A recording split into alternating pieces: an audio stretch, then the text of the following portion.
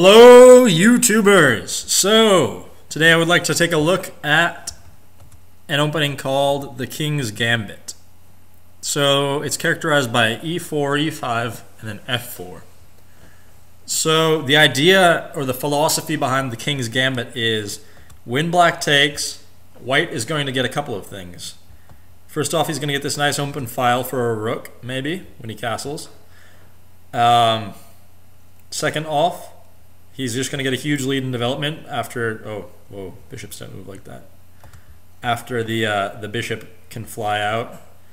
And with pawn moves like this, he's going to be good. So, as you can see, he's got a pretty active position.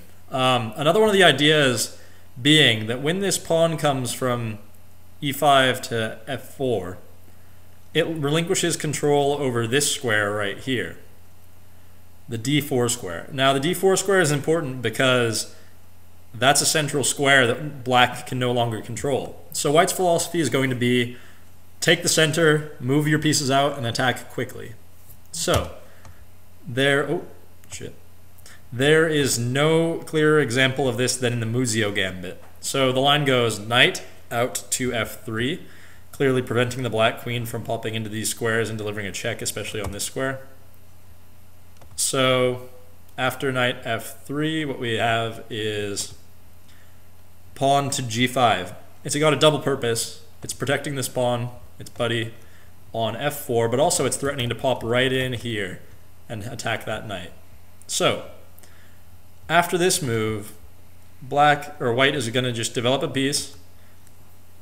White is going to attack the knight, and now the most shocking feature of all, white just castles. The idea being that he's just going to trade off his knight for a huge lead in development. Pawn takes. Oh, no. After the pawn takes, now the queen is going to take.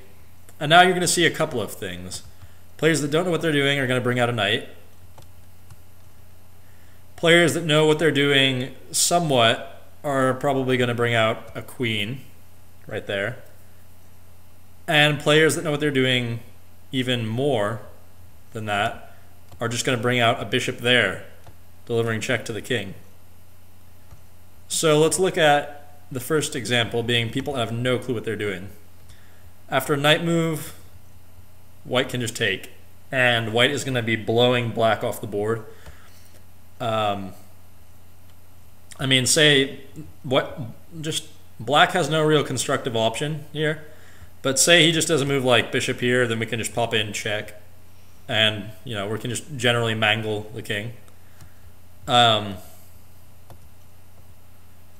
Or if the bishop pops in there, a better move probably would be bishop there, check. And then after the king takes, pawn push. Because now the knight's pinned. Point being, black is bad if he does this.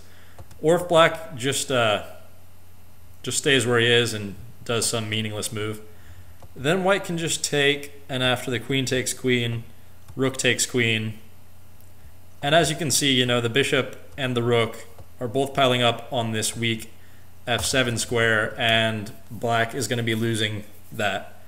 And black is probably actually going to come out 2 pawns down and the position down in this game.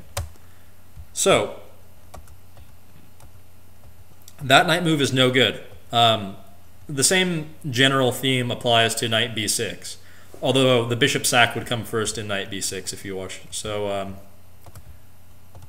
if they play knight b6 foolishly, then bishop takes, king takes, and then boom, queen takes check, and black has nothing really better than to try and trade off queens. But that doesn't really hash out to anything, especially if you look back here. The second that this takes, white can also have the option of pivoting to b3 check and then winning this pawn here on f4. Alright, so knight moves generally don't work. With the move like bishop there check, king comes across, now queen out. White has some of the same general themes. So Here, white can probably just bring a piece out, would be his best bet. At which point, you know, if black continues with a piece out, white can just hit the queen with an attack. And now the queen really has to just go move elsewhere. But the line that I want to look at here is actually when the bishop comes out there. Here we can, no. Here we can actually just play c3, some knight move, hit the bishop. Once the bishop comes back, that's a horrible move because it falls to a fork. If the bishop comes back over here, we can just keep our development going. Point being, black is, you know, still in a dangerous attack. Now if you look at the most common line, which is the queen out here, this is the one where black seems to have his best bet, but even that is highly subject or doubtful, because after e5, queen takes e5, we we sack the bishop, king takes, we do what looks like a pawn sack, which it is actually, but then after this bishop move, now black is in a heap of trouble, because any queen move, say queen back here, we can take, and now no matter what black really does, like let's just do some dumb move to pretend like it's white's turn. White has this pivot on b3 check, after which the king, if he comes back here, falls victim to checks and just being generally beaten up. If he goes to any black square,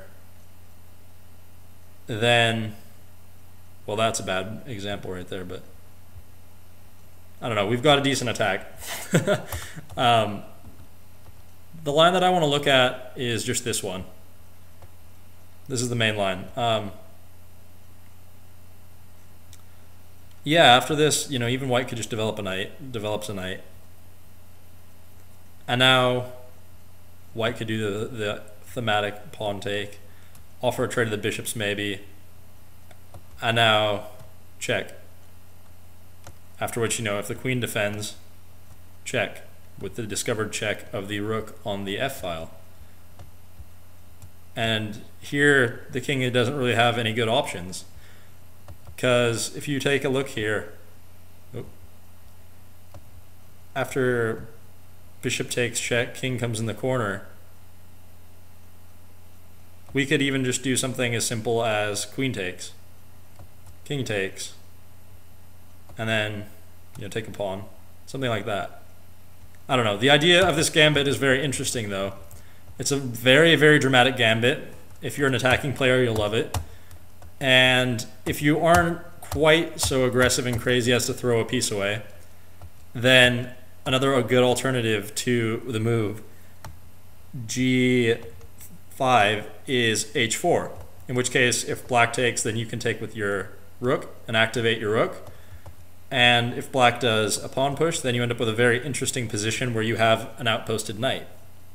So hopefully this video has been of some use to you, and you can include this wild opening in your opening repertoire, and put a comment below. All right, take care.